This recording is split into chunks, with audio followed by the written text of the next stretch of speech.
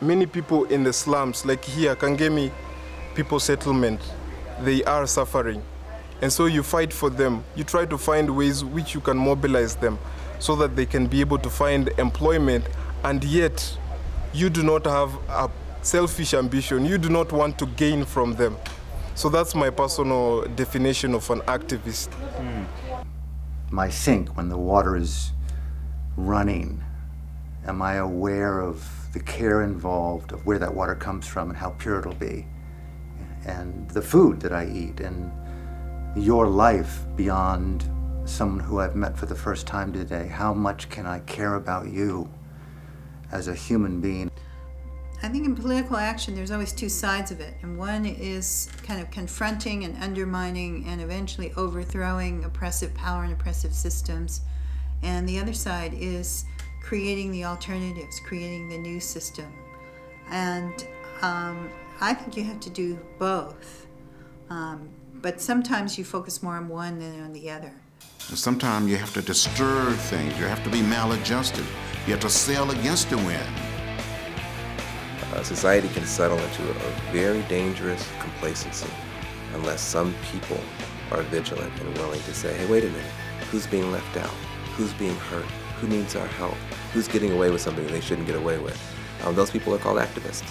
To be prepared to rebel for what is good, for what is right, for what is just.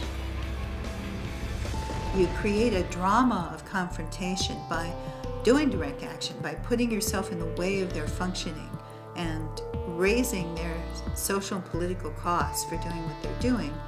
And by doing that, you start to undermine their power, you undermine their legitimacy.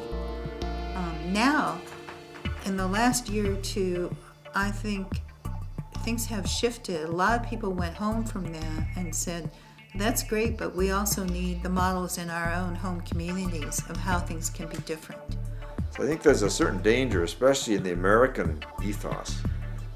Activism, yeah, everyone can be an activist. Well, no, you want to act out of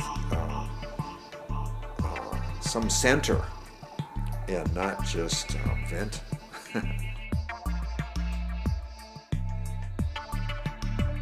When it comes to the kind of action to take in order to create positive change, I think that's where kind of Sid Vicious and the Buddha, part ways. If you're out there shouting, "No more war! No more war!"